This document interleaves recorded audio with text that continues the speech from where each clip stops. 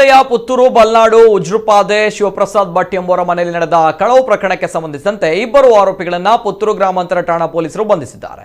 ತಾರಿಗುಡ್ಡೆ ಮೊಹಮ್ಮದ್ ಅಶ್ರಫ್ ಮತ್ತು ಸಾಲ್ಮರ ನಿವಾಸಿ ಮೊಹಮ್ಮದ್ ಸಲಾಂ ಬಂಧಿತ ಆರೋಪಿಗಳಾಗಿದ್ದಾರೆ.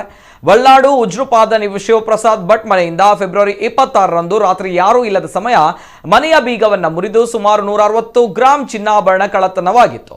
ಈ ಬಗ್ಗೆ ಪುತ್ತೂರು ಗ್ರಾಮಾಂತರ ಠಾಣೆಯಲ್ಲಿ ಪ್ರಕರಣ ದಾಖಲಾಗಿತ್ತು. ಇದರ ತನಿಖೆ ನಡೆಸಿದ ಪುತ್ತೂರು ಗ್ರಾಮಾಂತರ ವೃತ್ತ ನಿರೀಕ್ಷಕರಾದ ವಿಶೇಷ ಪತ್ತೆ ತಂಡ ಇಬ್ಬರು ಆರೋಪಿಗಳನ್ನು ಬಂಧಿಸಿದ್ದಾರೆ.